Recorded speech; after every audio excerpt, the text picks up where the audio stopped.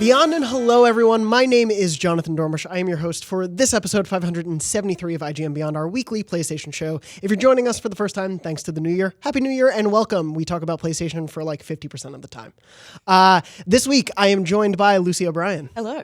And Brian Altano. Beyond Happy New Year. Yes, Happy New Year to you guys as well. For reference, if you are a fan of the show, Max Scoville is off in Las Vegas land covering CES for us, and Andrew Goldfarb is writing his fan script for Persona 6. That's true. Both of those things are very true. Very true. Hopefully we can have him on next week. This week we're actually going to be talking quite a bit about the PS5 of it all. The big question, I think, one of the big questions hardware related with PlayStation going into 2019 and beyond, what really they're going to be focusing on with PS5 is hardware. Do they need it? We just got some sales numbers about how they did over the holidays, and they didn't do too badly, so do they need the PS5 too? We're going to take a look ahead into the month of January for big game releases this month, as well as do a bit of a trophy test at the end of the show. This week's trophy test is Spyro and Crash. So enjoy that. It's not Kingdom Hearts. I played one of that series. The thing is, no matter what, I'm going to screw it up. Yeah. It could be a game I played 1,000 times and you're going to catch me with something because you're very good at That's my hope. At making me feel confident and then being wrong about it. That's what I aim for in life. The thing is with trophies is that they, I won't go on too much of a diatribe, but the thing is with trophies is that they're always so cliche. Yeah. And they're always like, they're such like, the puns are so bad that I just see them recycled, so I forget which ones belong to which games. I'm just like, ugh. And I love writing terrible puns to get them, so it's fun. But first off, I want to talk about, as we had mentioned, PS5 and what is going on with PlayStation going forward. We're going to talk a little bit, I think, about software next week and look into the big games still to come on PS4. But right now, PlayStation announced some of their big sales numbers for the holiday, and I'm pulling up the specifics. They sold 91.6 million units globally as of December 31st, 2018 of the PS4 and PS4 Pro combined. That represented about 5.6 million during the holiday season, which is about 0.3 million, so 300,000 or so down year over year. And interestingly enough, year over year, 2017 was also down 300,000 units about in the same period from 2016. So similar downward trend, no huge drop off, but still doing very well. They also announced that Spider-Man has reached 9 million units sold. Which was up for the about 3.3 million they announced for the opening weekend. So it's huge. Right off the bat, I want to talk about just the idea of how the PS4 is doing right now. Do you think the PS4 is in a healthy place? We're seeing saw PSVR sales a lot for Black Friday. How do you think the state of the PS4 is right now? I think it's great. I think it's doing great. It's obviously it's down year on year, but it's an old console. But it's an old console that's just still so relevant. And I don't know. It's like we had this conversation, I think, earlier about how with the PS3, you really felt like that console was coming to the end of its life. Yes. And with the PS4, I'm playing games still now where I'm just like, how does it run so smoothly? How does it look so good? It's surprising to even hear you say it's an old console. You're correct, because it is, but at no point during 2018 I was like, oh, what an old console playing Spider-Man, God of War. And a big part of that is the sort of stopgaps that we got this generation for the first time ever, really, where there was this sort of evolutionary half step of the Xbox One X and the PS4 Pro. And I purchased both. And I think those things have added a ton of longevity. In terms of the year-over-year sales, I'm actually surprised this one's down a little bit because this was one of the best, or 2018 was one of the best years in PlayStation history, period. I also thought that the sort of vague fake price drop / Spider-Man bundle would be one of the most best-selling things of Black Friday. I believe the Switch sold a little more, which was surprising. But I think that there is still one really big, strong holiday season left in the system's life cycle, and it's 2019. Definitely. And it's going to come with a probably more significant price drop or an even more significant game bundle. I don't know how you get bigger than Spider-Man. Yeah. But And looking at the trajectory from the last generation, the PS3 essentially had a 7-year life cycle. Yeah. So 2019 wrapping up essentially 2013, if we think that's when it launched, if we think new consoles may come in 2020. 2020. That'll be about that same 7-year life cycle. So it feels like we're naturally getting there. But I think a lot of people were looking ahead to, we have these unknowns of possible PS4 games coming out, like The Last of Us Part 2 and Ghost of Tsushima and Death Stranding. We don't know when they're going to come out.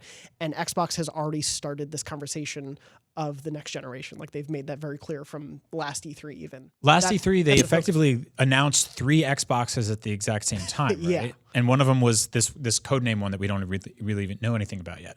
So we know that they're making it. It's weird that they have to say this, but yes, they are making another box. Yeah. The second, I mean, as we move toward more of a cloud and streaming services platform and industry, maybe we won't see that as often, but you can pretty much bet if a new console has been released, they're already working on the next one in some capacity. But obviously, like feeling that the PS4 still has life in it, especially one more good holiday season, do you both feel we even need a PS5 anytime soon? And when would you like to see that PS5? I think, I mean, I wouldn't be surprised if, we did get an announcement this year, if there was a PlayStation meeting and it was revealed that there was a PlayStation 5 in the works. But I don't think we need it this year. And it blows my mind because I'm like, 2020 is next year, which is just crazy to me. I don't think we need it this year. I think that there's still a good year left in that console. And as Brian said, like a good holiday season left in that console. And I think releasing another console ahead of that holiday season would be a mistake. Yes, I agree. I think even sort of announcing a new console ahead of that holiday season would be dangerous, although I do see that happening this year, which is different than what we saw in 2013, where the PlayStation 4 was announced or revealed and then launched within the same calendar year. Yeah. I think that's going to change this year, and I don't know exactly how because Sony won't be at E3, and we don't know any plans for a PSX. We just got through a year without a PSX. So I don't really know when or how they will make an announcement, but they can, and I think that they will at some point. It doesn't feel like we're heading into like swan song territory on this console though, No. which is weird because 2013, like sort of like spiritually feels a million years away. Yeah. It feels so long ago. We're all very different people. Some of us were children, not me, but we're in a different year now. It's 2019, and there is still so much left to come out. There are games that don't even have release dates that we're excited for PS4 that could become sort of console bridges a lot, like a Breath of the Wild type of thing or something like that. But it doesn't feel like it's going to happen. Like I don't think for sure we will get a PS5 this year. I think we will get like stay tuned. We're making it. I think with Sony, it's a pretty good guess what it'll be called. Yeah. So that makes it easy. They haven't really deviated from that. But so do you both think we'll get an announcement this year? Because I think yes. I thought the announcement and release within the same year really helped them in terms of not making the hype last for too long, because we've seen games at least be cannibalized by too long of a trail of hype. But with a console like this, do you feel they need to, in order to stay in the conversation, they need to? Yeah, I have think that so. announcement this year? I wouldn't be surprised if The Last of Us Part 2 was one of those bridging games and was like a release, a game on release. Yeah. Same with Death Stranding. Yeah. Really? I think so. Or do you even think that'll come out this generation? I'm just of this opinion that Death Stranding is just, I don't know. I don't see it as a released like a package game. Like I don't see it as like a system seller game like Last of Us Part 2. I see it as like a very sort of weird, complex mind experiment. And I just don't know. I don't know if we can count on it for anything. Do you know what I mean? If you follow Kojima on Twitter, which you should, if you like pictures of food and things. And other movies you could watch. And movies, you would be hard-pressed to imagine that he's a game developer. Or you would basically say, when do you develop games? Because he is constantly watching movies, eating elaborate meals, and traveling all over the world and having meetings with people. And taking smoke breaks with Mads Mikkelsen. Exactly. Yeah. We've all been there. And so, like, I do sort of still wonder what this game is. I guess I'm with you where I would be surprised to see it on the PS4. Have they ever explicitly said this is a PlayStation 4 game? I believe when they initially announced Death Stranding, or at least the partnership with Kojima Productions, it was intended to be with their first title being a PlayStation 4 exclusive. Right. I think that's how that original press release was drafted. Yeah. Obviously, they didn't have an engine picked at the time. They didn't have a full cast, presumably. Like all these things have fallen into place since. So it's possible it could change. So do you guys think it's going to be like a weird, like episodic mind experiment or an actual tangible video game? It's just so hard to know because every single time we hear from anyone who's played it, they're like, that's not what I expected at all. So it's like, what, we can't count on anything that we've already seen. Exactly. Well, and I think that's actually, weirdly enough, going to be sort of the running theme going into this next generation, is that historically everything that we always thought was the way things worked will not be that way anymore. Consoles always launched in the fall, and then the Switch came out, and it's selling incredibly well. And so maybe you can launch a PS5 in March, and it'll be fine. Consoles also didn't have mid-console iterations like phones do, and now they do. So I think that's one of the most interesting things about what the PlayStation 5 might be. I think every single PlayStation so far has really felt like a giant leap. It's really felt like a significant leap. And in this instance, where technology has just become so iterative, I don't think it is going to be a giant leap. I think it's. I don't know what it looks like. I still will it have a disk drive? I don't know. Right. Well, I think it still has to, because much of the world is still not in a internet savvy tech hub. Like we're luckily enough to have in this weird dystopia we live in. But I think that you don't really know how far our consoles come until you've gone back to the one before it. Like I think I take a lot of stuff on PS4 for granted, and every now and then I have to boot up my PS3 for some odd reason for work, and I'm like, oh God, we've come so far. Yeah. But I tweeted out yesterday of sort of how like this is probably going to be the year where we get like reveals for new consoles, but I don't feel like we need one yet. And I was like, what do you think? And the response was overwhelmingly like, yeah, I'm good. And I think it's because a bunch of people just bought a PS4 Pro, or they're still playing new games that just came out, and we just came off of Spider-Man and God of War and a bunch of other things, and PSVR is doing well, and it doesn't feel like a rush to get there. And I think a lot of people are assuming that the next step is going to be this like 4K, 60 frames per second, like everything is perfectly locked at all times. And I just don't know if that's technically feasible. I don't know nearly enough about development, but to guarantee and promise that across the board for every single game seems impossible to me.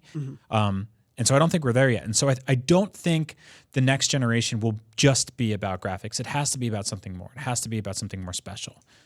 What do you think that special thing might be? Because like we were talking a little bit about this before the show. We always see with new generations like big UI changes and big service changes, like PS Now and PlayStation Plus was obviously on the last gen, but what it is now and what PS Now is now are so different from what they used to be. And obviously these sorts of services are being pushed a lot more as part of the ecosystem of PlayStation. So do you think that'll grow in that capacity? Like what do you hope will be that jump if it's not necessarily a technical one? Yeah, I think we'll definitely see a services like evolution. Yeah. But again, I don't know what that looks like. It's just interesting looking back at the last services evolution announcement, which was the Xbox One. Right. Yeah. Which was when basically they announced that console, all they really like highlighted were services. Yes. Services not necessarily targeted at gamers. Yeah. Which was the weirdest part. You were saying that you watched that from Australia and you were like, what? I don't even know what the NFL is. Well, exactly. I mean, that was such a strange reveal for us because we were like, we can't actually access like 90% of what they're offering here. And like, we didn't get PlayStation Now either. So Interesting. yeah, there's like, there's a whole chunk of the world that doesn't have these services. So yeah, it'll be really interesting to see what those are. But I do think that will be the focus because I just don't really see massive leaps in technology being the reality. Yeah, exactly. And the services thing is interesting because if you focus on the wrong ones, you risk the sort of the momentum that you've had. And that's, I think, why Xbox stumbled out the gate. And ironically, they landed on, years later, Xbox Game Pass, which I think is one of the best services to ever come out of our industry. And I would love for Sony to steal something like it because having, AAA first-party games day and date on a service you pay for every month instead of having to pay $60 for is huge. I mean, getting to play stuff like Crackdown and Forza the day they launch make me go, oh, I don't know if I want to spend $60 on it, to, oh, I'm definitely playing this. It's a no-brainer. So I'd love to see something like that. I think the controller needs an evolution. I don't know what that is. I know that there's a bunch of stuff on the controller now, like the touchpad, that we thought might have been a thing, and they didn't really go anywhere with. We could go back to the PS3 Boomerang. That was the initial reveal with those really weird long handles. Oh, yeah. And then they got rid of it. Those crampy handles. Oh, God, yeah. I remember that. One of the things I've seen requested a ton is backwards compatibility. And I think that that's sort of like a pipe dream. And I think it's this thing that like people really want, but then maybe not necessarily use as much. And if you look at the console war right now, I mean, Xbox is the one that really got that right, but I don't think that necessarily helped them. They haven't become the market leader or anything. Sony has, and they've ignored that entirely. They do have PS Now, which is optional. It is essentially like optional limited backwards compatibility. Yeah, which is sort of this backwards way to be like, oh, you're paying for those old games again. Yeah. But some of the best-selling games this generation have been ports of last generation games. If you look at stuff like GTA, The Last of Us, Mario Kart 8, New Super Mario Brothers is launching in like 3 days, and I'm sure it's going to sell amazingly well because a bunch of people who didn't play it last time will play it now. And so devil's advocate in me is like, well, why would they give us backwards compatibility when we keep buying these ports and cooking the books? So I don't think we're going to see that on PlayStation. Well, I'd love to be proven wrong. And backwards compatibility on Xbox was very much came from a place when Xbox was number 2 to Sony, and they needed something to earn them a lot of goodwill. And don't get me wrong, it did, and it was a very smart move. But it wasn't the thing they were like, this is going to sell billions of dollars for us. No, it was for the fans that were already on the platform. Exactly, speaking of, you were talking a little bit about Game Pass. Do you think that might be with PlayStation Plus getting rid of PS3 games and Vita games? Do you think we may see something like Game Pass adapted into PS Plus? Like, do you think they're going to just leave PS Plus as is? I would love that. Because I've read sort of statistics about how people are actually buying a lot more games because of Game Pass than they thought. I think developers were probably a little wary at first to sort of sign up for a service like that and just give away their games. But I think what's happening is people are playing them, and there's that little like own it button underneath, download it, and people are buying them, which is weird because you don't need to play them. But I think there's still that ownership that people look for in video games, whether or not that's actually real with digital games.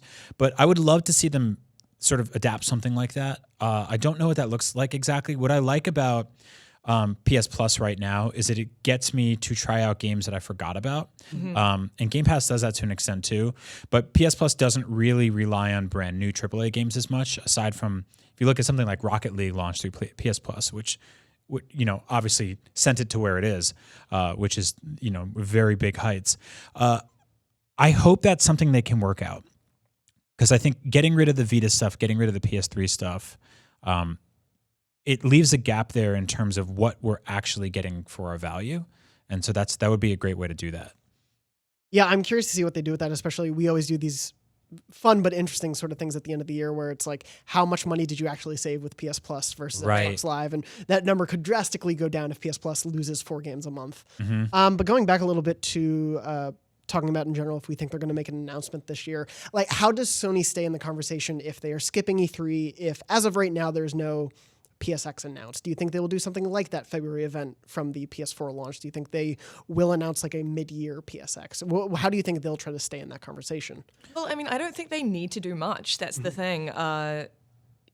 What did they do last time? They invited a whole bunch of people to New York. Yeah, the PS4 was a New York event. And it was just, didn't they call it like a PlayStation meeting? Like it was like, vague.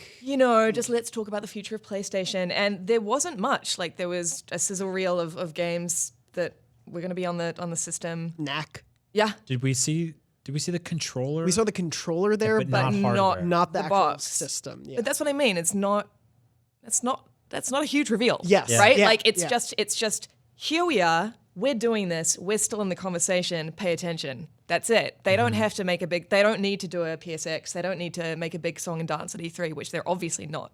I think that's all they need to do, frankly. Yeah, I think that's a big question, and I don't think I would actually be sort of okay with getting just a controller reveal this year, and like it's coming, but with Neck 3. Yeah, the idea of them just being quiet all summer while E3 is happening, and there's all these events and conventions and Gamescom and and Comic-Con and PAX, and they're just like, we're doing well, we're fine, we're rich, we don't need to talk. It feels crazy to me. Yeah, like it feels like they're at some point they have to say something, and I don't know what that looks like or what that is, but I really hope there's a Nintendo Direct style video or like a short reel or something they put out, even like a tweet that says like, hey, we look forward to talking to you October 1st. Yeah. We have something to tell you. Would you want them to adapt sort of a Direct style? Because obviously Xbox has been doing Inside Xbox now. The Directs obviously kill every time they do them. Yep. PlayStation has been utilizing the PlayStation blog a little bit more as well as their PlayStation blogcast, but that's still theoretically somewhat of an editorial arm. The only benefit of doing a live press conference is the possibility that something will break and that everyone gets to make fun of you. I mean, that's other the than that, thing. you get to really just laser focus that message. I'm still surprised that, how many years has it been that since Nintendo started doing Nintendo Directs? And it's been such a successful venture for them, yet we're still having these big like showcases from Sony and Microsoft. Yep. And they're always so awkward and everything always goes wrong. And it's just like, just do it like Nintendo does it. Yeah. And I know it takes away the theatricality of it, which is sad. They want that crowd response, They right? do. Like they want that one more thing, but I don't know, get a laugh track. Yeah. It just feels weird. Like you guys have been to them before, right? Yes. Yeah. Yeah. Like live press conferences. Oh yeah. It's a cool room to be in, but it's also there's something that feels sort of awkward about the whole thing because things break. And like there was that Uncharted demo that just stopped working. In the show, they had to redo it. Which is just and you just right? you die when you're in the room. Yeah. You can just feel like everyone slinks down in their seats because no one wants to see people fail. Yeah, well, and it's that weird thing of like obviously part of the crowd is press, part of the crowd is fans who got in. Yeah. The crowd are people who work at PlayStation, and so there's all this weird mix of it in the room. It's like for me personally, one of the weirdest moments was being able to be in the PlayStation conference where they announced Kingdom Hearts 3 was real and coming back. Like that was amazing, but for every moment like that, it was also like, oh, here are 3 moments where like 8 people are coming out on stage to show games, and it's cool in the room, but I can only see one game at a time. So like being there didn't necessarily benefit me.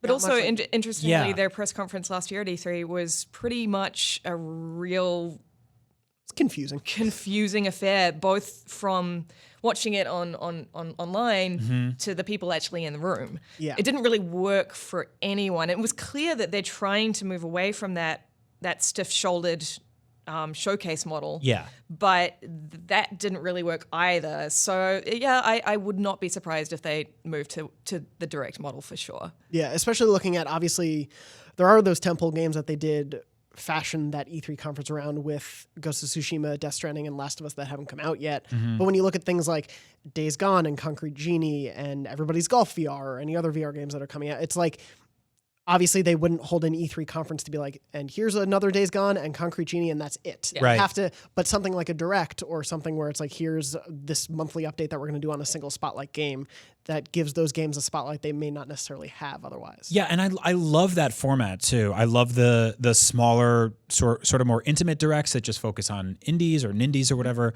And I love the bigger ones that are just like a bunch of different things and end with some big reveal. I think Sony can totally do that, and they have this awesome library of small to big titles that they can sort of push all together. And some of those don't play well to a live huge audience when 5 seconds earlier, like there were literal fireworks in the room. And then they're like, oh, like, here's our book. Here's our magic book of wonder. Here's our magic wonder book. It just doesn't play. And but now the chain smokers. Exactly. Or here's an influencer and the teleprompter broke. Like it just gets difficult. And I think honing that into like a 20-minute, 30-minute, 40-minute, very highly produced piece, making it look slick with graphics and everything. I mean, Kind of Funny just did it, right? Yeah, and they're doing it again for you. They're doing it again. It works, right? It works, and it looks good. I think it's the best way to present a great curated list of games. So let's see it. I'm excited to see what they do in the future for their messaging, especially because going in right now to 2019, it looks like a quiet year for PlayStation. But as the market leader, as knowing this new generation's coming up, I can't imagine they will stay silent all year. Right. Before we move on, if you had to put money on it, let's put a bet right now. Give me a month for the reveal announcement of PS5 and for the launch of PS5. Because we did talk a little bit about spring as a possibility. Yeah. So I'm going to say October 4th. Okay. I don't know if you're like giving me. I just meant month, but I'll take a date. Okay, yeah. Early October for some sort of teaser reveal thing. Just sort of like we're making it, and then March for the launch of the PlayStation 5. Okay. I know that's crazy. I think they're going to do a spring launch. I do. To get ahead of Xbox or just to... The thing is, I think so much predicates on what Microsoft says at E3. And Sony's really good, and they did this a couple years ago. Microsoft had their big press conference, and then, Sony was also like, oh, by the way, here's how game trading works with us. Yeah. And it was this big clapback moment. And I think if Microsoft comes out and they go, this is what we're doing, and then Sony gets to sort of write down some ideas, copy some homework, tweak some things. They get a couple months to sort of make it their own. It'll be really huge. I'm going to say September, April. Okay. I know that's not that different, but I just want it to be a little bit different. No, it's okay. That's how they play Price is Right? They go $1 over or under. I think it will be, if they do an announcement this year, which I actually don't think they will do beyond maybe saying the PS, our next system is coming next year, stay tuned. But if something like that, I think I will go September and then launch next November. I do think they're going to stick to fall. Okay. Possibly, just because it's easy to capitalize on all of that. But that's a long year, though. It is a long year, but especially when you still have things like, I don't think Death Stranding, Last of Us, and Ghost will come out before September this year. So they will still have plenty to keep them in discussion on big moments like especially if they're really fully back in the game. Yeah. Like in 2020, if they're all guns blazing at E3. Yeah. I'll add too that I think you're right, Jonathan. I think no, I really do. That's all I've wanted. I think that your prediction is the one that's going to be true. I think anything else would be kind of stupid.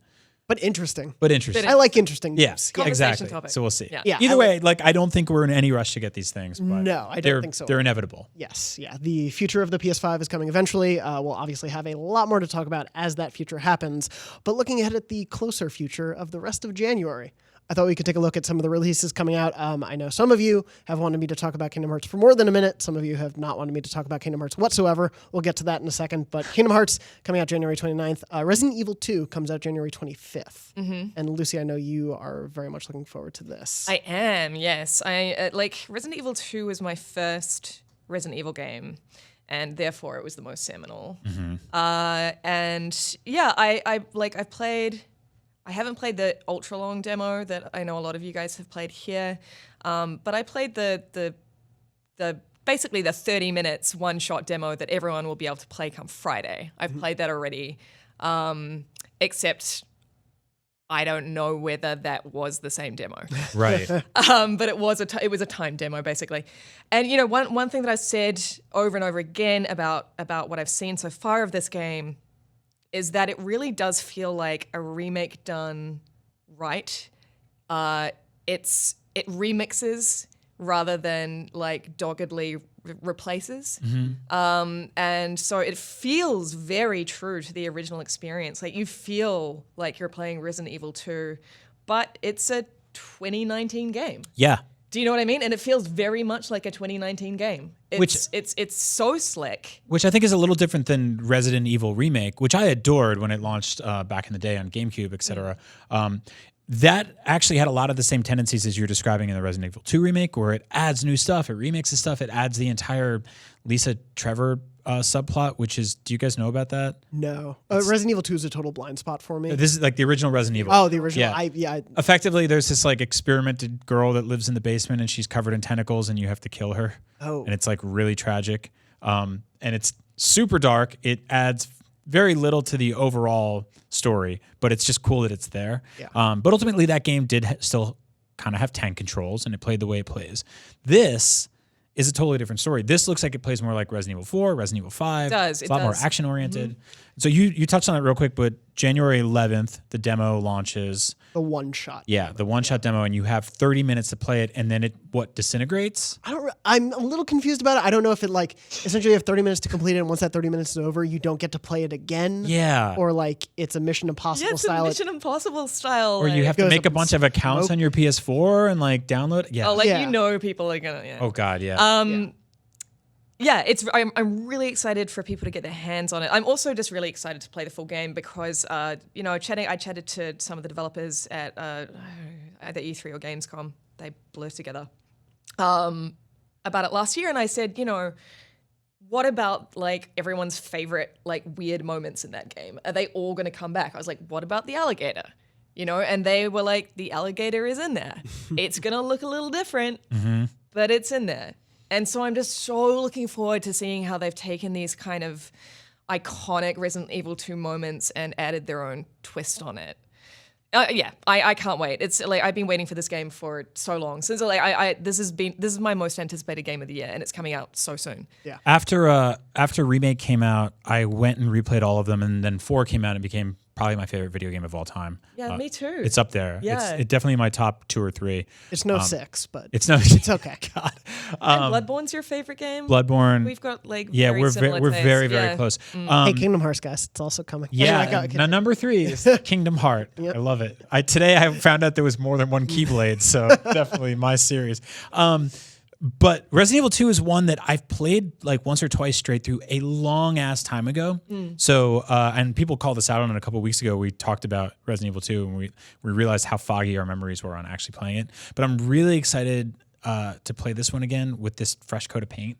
And especially because it plays like 4, which is my favorite one.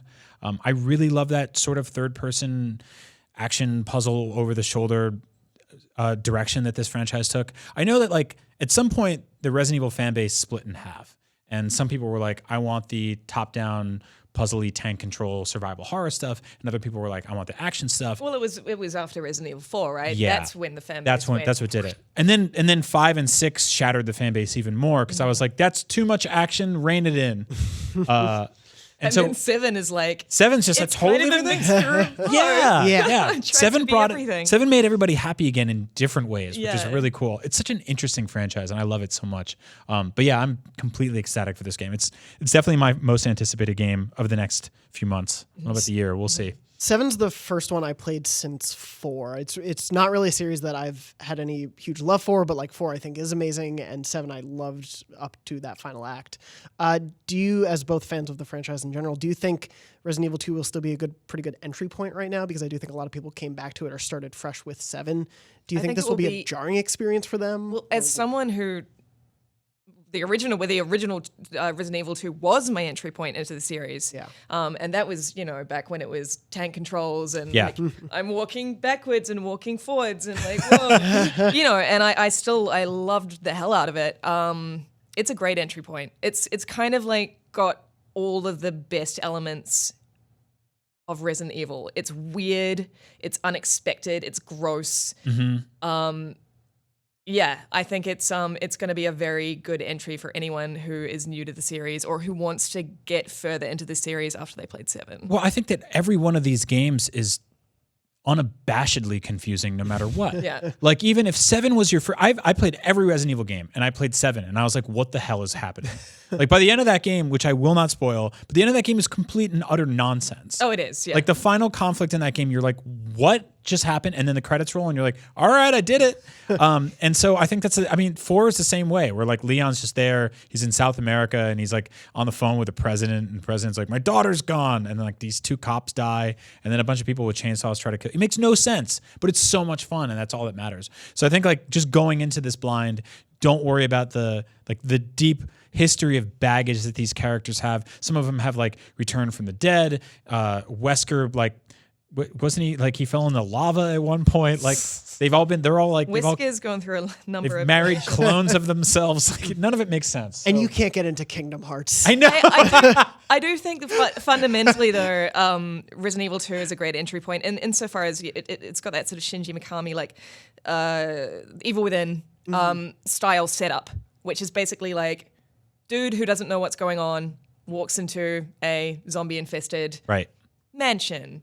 Police station. Do you know what I mean? Like it's place. It's just location, Yep. and has to figure out what the story is through a series of puzzles and monsters, and it's a fairly straightforward horror setup.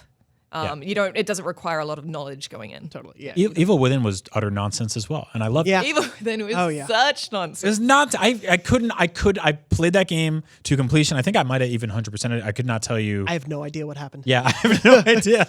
The entire second half of that game, I don't know if it was in some guy's mind or in a room with Paul. I don't know. Yeah, I reviewed that game for IGN. Yeah. I was like, I loved it. Yep. But Also was confused by it. Yeah. it's very confusing. I'm very excited that game is coming out, like you said, in January. It's crazy that we're getting such an anticipated game. Also, on that anticipated game front, Kingdom Hearts 3 is coming out January 29th everywhere but Japan. I believe Japan is the 25th as well. I will take the mantle here for the minute. A lot of people have asked me and just us at IGN in general, do we think this is a good starting point for someone to want to jump into Kingdom Hearts similar to Resident Evil 2? What's really interesting is whenever we talk to Square, at least a couple times now and then, they do want a lot of people to think of it in terms of like, it's a pretty basic story of good versus evil. Okay. If you ignore sort of all the minutia that's been built up. But essentially, the Disney guys are probably good guys. The guys in the black robes that you see in the trailers are the bad guys. You could figure out what's going on from there. Yeah. So I'm fascinated to see how this plays actually I know a lot of people have asked, because it's on Xbox for the first time, like, hey, I'm jumping into Kingdom Hearts. I don't have a PlayStation system, so I've never played any of the old ones. Right. Can I do this? I'm honestly very curious to see how people react to this because from what we've seen, every world is so different and there are like 30 different gameplay styles in this. Like the Pirates of the Caribbean is like an open, almost like Assassin's Creed looking thing. The Frozen world has like downhill sledding. It's probably the closest you'll get to like an esport in Kingdom Hearts. The Toy Story world, which we've gotten to play a bunch, you essentially get to jump into these mech suits and it's like first person mech combat that you get to play in. Like every world has these different gameplay variants which are brand new to the series. Are you worried about that? Yes and no. I'm like the expectations of this game wanting to wrap up 15 years of storytelling that has jumped into like 10 different games across 10 different systems. Yeah. And trying to wrap all of that into one while also introducing so much. Like almost every world in this game is brand new. Hercules is returning, Winnie the Pooh is returning, but like other than that. Oh, thank goodness Winnie the Pooh is returning. Winnie He was stuck in that tree for like 15 games. He's a nice little break from like They all the drew crazy on his action. butt. As they do. You just collect plants. It's nice and serene. Do you go to the 100-acre wood? You do, yeah. Really? It starts out as essentially the 100-acre wood. It's a Winnie the Pooh storybook that you get transported into, and then you explore the stories of 100-acre wood. As someone who very clearly, you're excited for these games, but you do not work for Square PR. Sure. Do you think someone could walk into this game for the first time and be like, here I am, Kingdom Hearts? I think you will get a general gist of it. I think when all of these characters, like we have a trailer playing on the video version of the show, if you see all of these characters, other than the Disney characters and Sora, because I've told you who Sora the protagonist is, you would not know why any of these characters matter. Right. But some of them are first introduced in the GBA spinoff between Kingdom Hearts 1 and 2. Others come in 2. Others are from the PSP spinoff. The PSP spinoff, Birth by Sleep, is weirdly the most lore heavy. Right. It's like the first time they actually introduce in physical form as like the main antagonist, the main villain of the series. Different forms of him have appeared beforehand.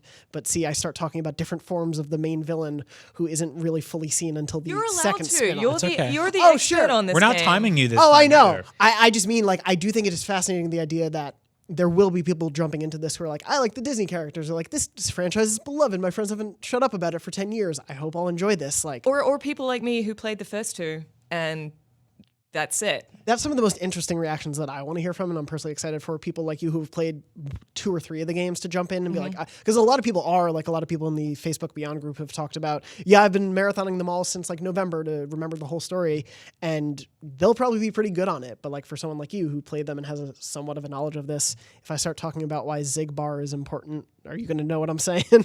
Probably not. No. Yeah. Zigbar? Zigbar. Braig in his human form. Zigbar is his nobody. Of course. Yeah. So like that is that weird thing, and also the idea that I don't know. We talked to Nomura at E3, and he kind of talked about like the wanting to satisfy fan results versus wanting to satisfy his own creative intentions. And like I wouldn't be surprised if a lot of people are unhappy with the way the story goes, or it's not what they expected, because there has been such a gap in between these games, and we think of these characters as having been with us for 15 years, but Sora is only a couple years older than he was in the first game. Right. It's so there's a lot of weird continuity in making sure characters have met each other and making sure like what are those interactions going to be where like Donald hasn't met a character who maybe has been part of the series for 10 years because they've been so separate. So weird. It is so weird.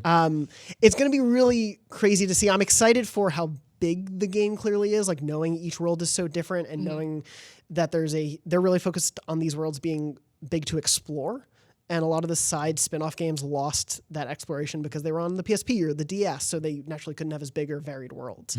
And here they're clearly hiding a lot more chests for you to explore and get equipment from. There are hidden Mickeys throughout each world that you can find in the world and take photos with to unlock stuff and things like that. Cool. You can collect food in all of the worlds and bring it back to Remy from Ratatouille in one of the towns, and it's like a cooking minigame basically where you bring him food for recipes and he'll give you items. Dude, there are like flashes of this game that make me go, oh my God, I want that. Yeah. And then there's so much baggage around it that I'm like, I'm scared. But there is a sort of undeniable appeal about the Kingdom Hearts series for those of us who are just kind of in it for the reason that we love Disney movies and we grew up with Disney movies and that's why I played the first two. And I mean, I grew up with Final Fantasy as well. Yes. I'll be playing this. Yeah. I will for sure be playing this. I'm excited to talk to you about it. Yeah. Sure. Yeah. Like you're going to have to fill me in on some Happily. stuff. But Are you guys going to do like a spoiler cast?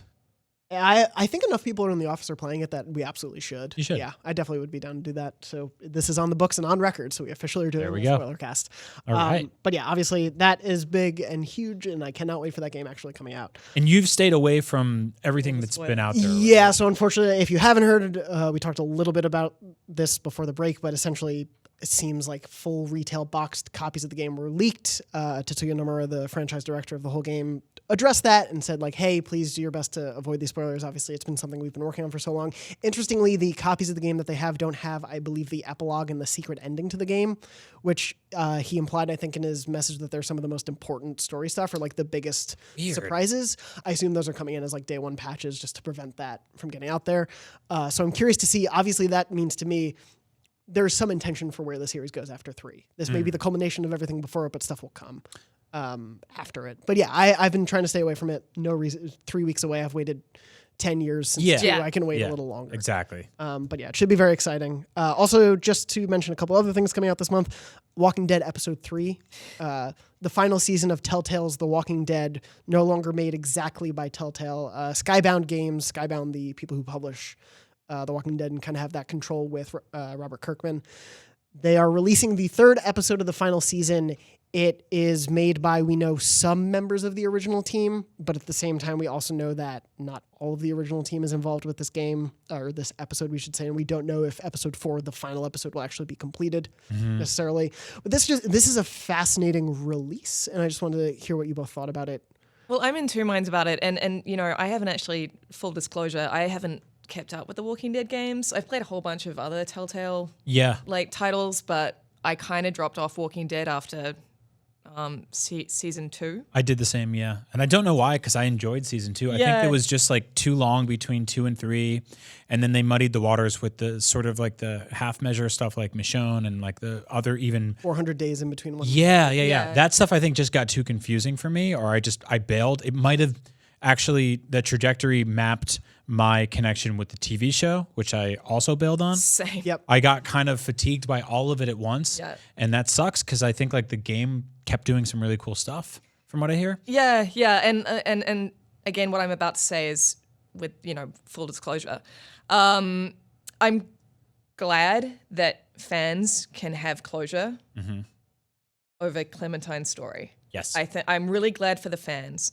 I'm really, really sad for the Telltale employees who were let go under such horrible circumstances. And I feel that I kind of feel like a little bit angry that it was picked up. Yeah. I kind of just wanted it to be almost like a lesson. Like this is how you don't run a company. Right. Do you know what I mean? And this is what happens. Yeah. And instead, like, this other company just came in and picked up the reins and a whole bunch of people are still left without jobs. And I just think that's really sad. So I'm very torn because, like, I want fans to get what they want, but I also, like, I still, my heart is still so broken for that company. I'm really glad you're able to see it from both perspectives because I think that's really important because if you can't really look at it at one way or another. Even if, like, you don't care about the business at all, you have to at least give a second to sort of think about how these things do get made. And they are made by real people and they are made by companies that run these people. And the way everyone at Telltale found out about this and the way this season sort of died in their hands and then was picked up is not great. That said, you're correct. It's awesome that we get to find out what happens to Clementine, and It's kind of cool that some people who worked on it are working on it again, or that a company came in and saved it.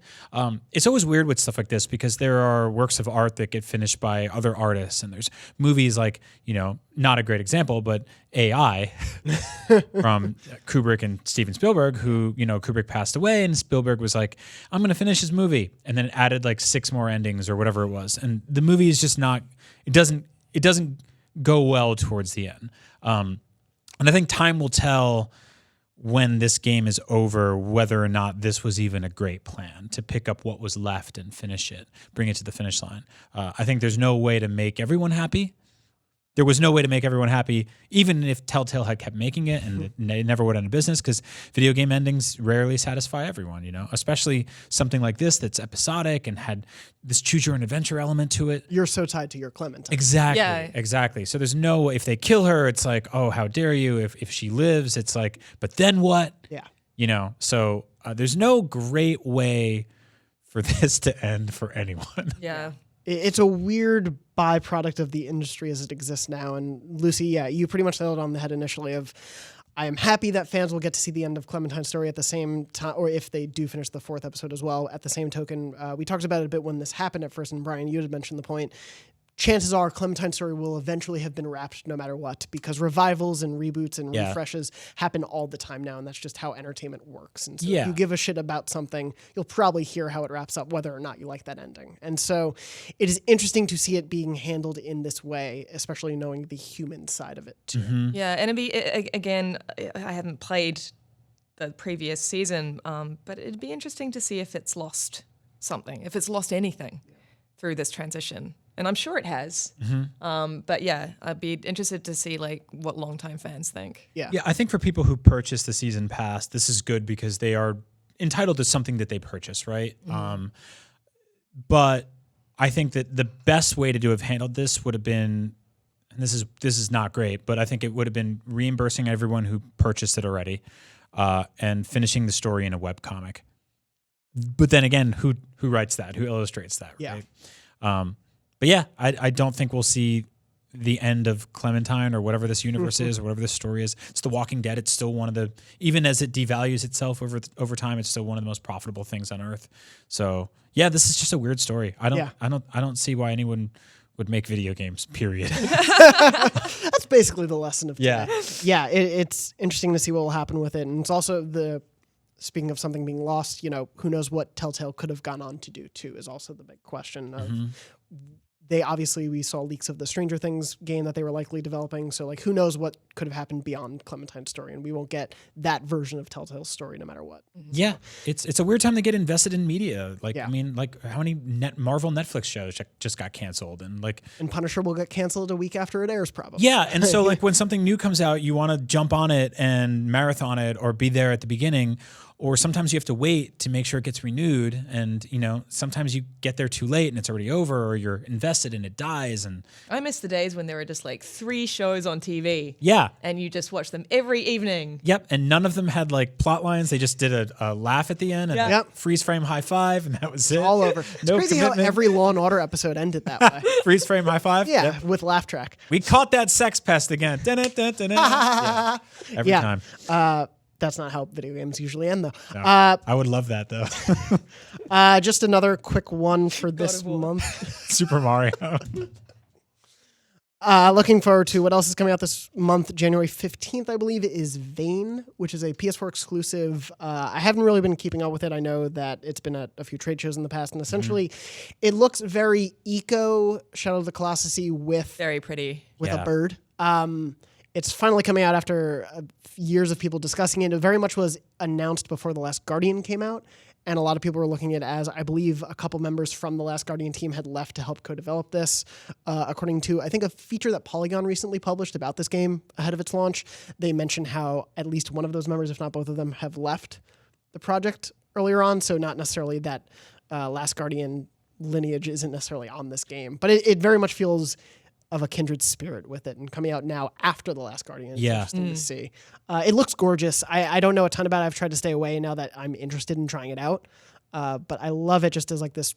This is the first technical like PS4 exclusive of the year. Oh yeah. A little bit of note that That's we're seeing. right. So I'm very interested to see it in action. Yeah, it's a stunning game. It's got that sort of almost Into the Spider-Verse skip frame animation thing. Yeah. Where everything looks like it's skipped a second and they're kind of jerky the way they move, but like in a cool way. And I really love that low poly art style. I hope it all comes together. I'm really excited to play this one. Yeah, should be an interesting one. Also this month is, just for reference for you PSVR fans, Ace Combat 7 is coming out. That has PSVR support in it as well. So we'll see what else happens with PSVR. We'll talk about that probably next week, but after the amazing fall PSVR had, I'm curious to see where that goes. But other than that, it's not a bad month to start out the year. It's pretty crazy. We're getting like such huge titles in January, and I'm excited to see where the year goes from there.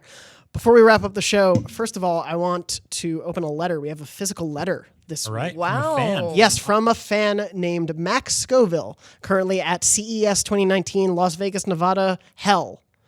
Of course, if you would like to send in physical mail, you can send that to Podcast Beyond, care of Jonathan Dornbush or any of us, at 625 2nd Street on the 4th floor, San Francisco, California, 94107. And we will be happy to read it on the air. That's right. As I'm going to read this letter that was definitely mailed to us. Definitely. It took 20 days to get here. He mailed it back in December. But by the way, he was working on that yesterday. Yeah. Because it's January. And he was like, do we have any stickers I can use as a stamp? And I was like, just draw a stamp. It's just the IGN logo as a stamp, and it's pretty great. Is it two-sided? The letter? Yes, the letter is two-sided. So we have a bit to go here before we get to trophy test. I'm going to try. Damn you, Max. All right.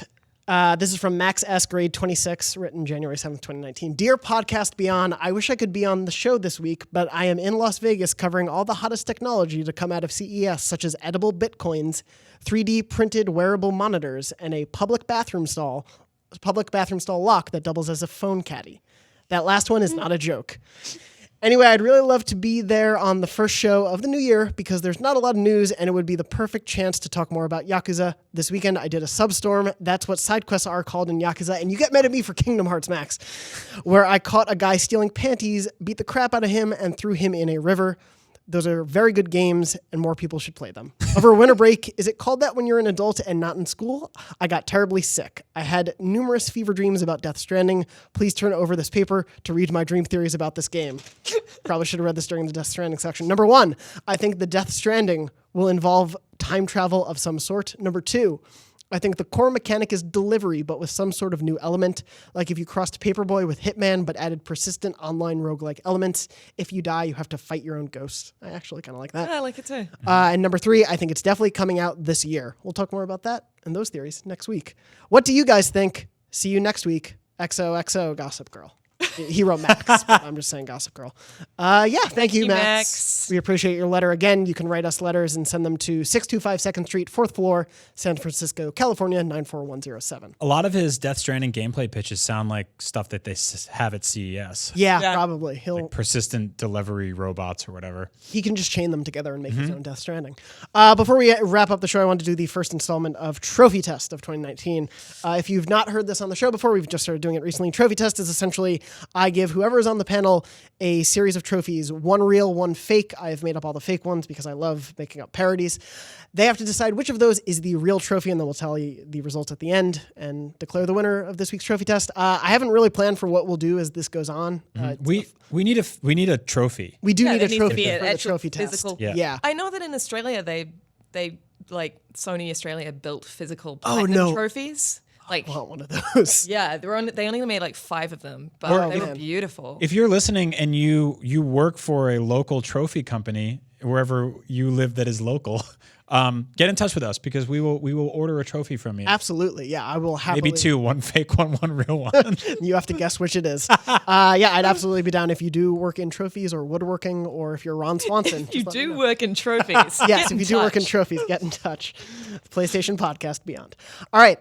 This week's is a 90s throwback if you're Jonathan. So we're talking Spyro and Crash. Okay. We're going to do the first. These are all based on the Spyro Reignited trilogy and the Crash Bandicoot Insane trilogy. Oh, wow. So you're merging together. Okay, here we go. Yes. So you'll have to. So you'll tell me which of these trophies is the real one. I'll give you 2 trophies. You tell me which is real. We'll go one by one. Starting with Spyro the Dragon, the first Spyro game. Which of these is the real trophy? Triathlon, defeat all 3 Ski-Norks, and float like a butterfly, defeat all 5 Flight Norks. This is so hard. It's so hard. And if you want to take a second, I actually made this full disclosure back last year in 2018, and I forget which one of these is real, so I'm going to look that up. Oh, that's what? That's really? how good I feel about these. Yeah. So anyway, yeah, I really prepared well for this. Unbelievable. Yeah. Anyway, which of those do you know think the is real? answer? Try No, it. he answer doesn't. now? He has to look it up. I'm looking it up, and I get to because I The cheat. quiz is already so hard Yep. that he doesn't know. Yep. So triathlon, defeat all 3 ski norks, or float like a butterfly, defeat all 5 flight norks. Which of those is real, Brian? Try the first one. So you're saying triathlon is Yes. real. Lucy, which one are you saying is real? Flight Norks. The correct answer is triathlon, defeat all 3 ski norks. That's me. So that is you, Yes. Brian. Congratulations. All right. Flight Yes. Norks. Is that a real thing, a flight Nork? Yeah, the Norks are the enemies in the game, so they just like randomly they'll have jetpacks, or randomly they'll be in a winter level with on skis or things of that nature, which is You're where a it came from. Flight Ski Norks. Nork. Yeah, you are kind of a flight Nork. Thanks, guys. Please put that in my lower third, Ronnie. Moving on to Spyro 2, Ripto's Rage. Ollie Ollie Oxenfree. Defeat the ox without taking a hit, and steer clear. Defeat the steer without taking a hit. I hate how good you are at writing these. You're was so the first damn one? corny. I love it. Ollie Ollie Oxenfree. Defeat the ox without taking a hit, and steer clear. Defeat the steer without taking a hit. Which of those is the real one? Yeah, clear. That's my answer. Is the real one? And Brian, which do you think? Ollie Ollie Oxenfree is the real Are you one. just going to trade answers, basically? We usually do. Yeah. The correct answer is Ollie Ollie Oxenfree. Congratulations, Brian. Bro, yeah. killing it. Yeah. Damn it. I was just like, no one says Ollie Ollie Oxenfree anymore. No one says any of the things in Jonathan's mind. That's true. Or these trophies, but here they are. Fun fact, I had a long discussion with Andrew Goldfarb. I was a big fan of The Nanny with Fran Drescher as a kid. Okay. And an account on Instagram called The Nanny Art started following me, and I was like, I should create a competitive account of Nanny fan art and see who wins. That's what I think about. I'm consistently shocked at where you find the time. So am I. Moving on to Spyro 3, Year of the Dragon. Nice shooting Tex as Agent 9, defeat an enemy with a ricochet shot. Excuse me, I can't speak H's. And then round 1 knockout as Sheila, defeat 3 enemies with a single punch. Oh, you're looking this one up too? I'm looking this one up too because it's been so long. It was what? My head's broken. Nice shooting text. Nice shooting Tex as Agent 9, defeat an enemy with a ricochet shot. And then round 1 knockout as Sheila, defeat 3 enemies with a single punch. I think it's round 1 knockout. I One. agree. I'm not gonna. Not going to go Different different. this time. That's You're both- okay. You're both saying it's round 1 knockout? Yeah. The correct answer is nice shooting Tex. Both of you Why? lose that one. I'm Why would- cursed. who would I have name- a curse. Why Moving would they on. name it that? I don't know.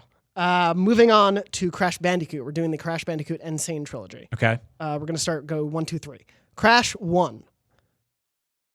First trophy. I meant to do that. Spin away an extra life.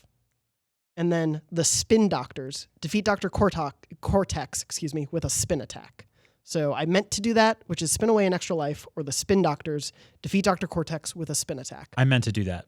You're saying is the real one? Yes. That's what I would also say as well. That is the correct answer. Yes, I meant to do you that got is one. the real one. Look at that. That was such a pity. Congrats. No, it's 1 point. It's good. It's better than 0. I'm doing good. That's what they always say about But 1 point. I have done that in Crash many times. So See? It So works there you go. out. Yeah. I think the Spin Doctors is the name of a band, and they would have sued them because they have nothing else going on. they've got that song, Two Princes. Yeah. Yeah. Can you name another one? No. No, you couldn't. If the trophy had been Spin Doctors, I would have done 2 Princes as the other. It's like the ultimate supermarket song. Yeah.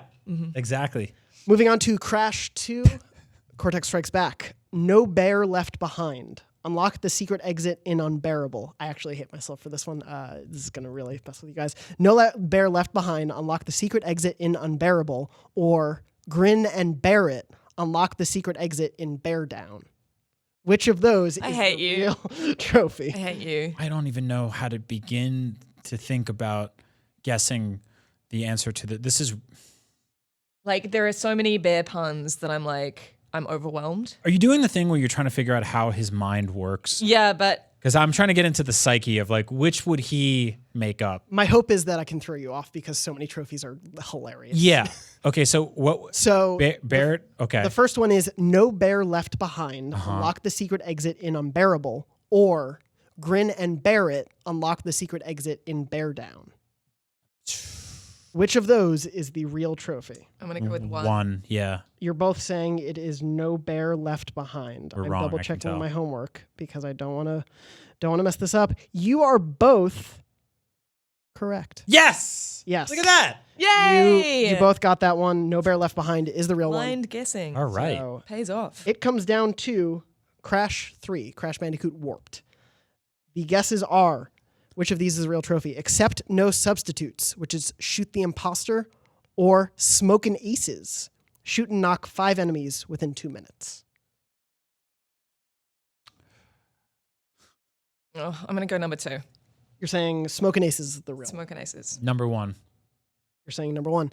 The correct answer for which of those trophies, Accept No Substitutes or Smokin' Aces, is correct is Accept No Substitutes. Number 1. Congratulations. Yes! And with a final tally of 5-2, Brian, you have won the first trophy test of the year. This is great. This is one of my Congratulations. my biggest victories too. Yes, yeah. We'll see Maybe how have the a rest little, I'm imagining like a little like fake Oscar. I no. So crossed out. I want like a Trophy good. test winner. I want a good real trophy, but you have to get the like whoever loses has to get the bad fake one. It's going to be world's It's greatest made- dad Oscar. It's made out of like foam or cheese or something. Or it's got like a soccer player on it. Like it's totally. It has nothing to do with Yes. it. Yeah. Well, congratulations, Brian. You have won the first trophy test of the year. Thank you. We will see how the rest of 2019's trophy tests go. Thank you so much, if you've been playing along at home, for bearing with me as I remembered which of those was real and which of those was fake, because it's been a while. Bearing with me been a is a while. trophy as well. Yeah. That one's in Crash 4, yet to be released. Ooh, I spoiled that. No, it's not. Don't take that as gospel, please. Thank you all so much for watching the show. Brian, when we are not on IGN Beyond, where can people find you and what are you You can find me at Agent Bizzle on Twitter. You can also catch me on Nintendo Voice Chat and other various shows I pop on here. So go check those out. And Lucy, where can people find you? You can find me at Luce O'Brien on Twitter. That's Luce, not Lucy. And you can also find me on Instagram under the same title. Awesome. And I am at JM Dormush on Twitter and Instagram. Thank you so much for watching this episode. Huge shout out to our new producer, Ronnie Barrier. You may or may not have heard, depending on if you watch or listen to Kind of Funny, Barrett Courtney has died and moved over to the afterlife of Kind of Funny. That's true. So yeah, he's one of the ghosts. They bought a ghost. Yes, they bought a ghost. Which is cool. We bought a zoo, they bought a ghost. Yeah. It's only fair. So we're happy to have Ronnie on board. We're excited for the year in 2019. We hope you are as well. Again, thank you so much for watching. This has been Beyond episode 573. And as always, Beyond. Beyond. Beyond.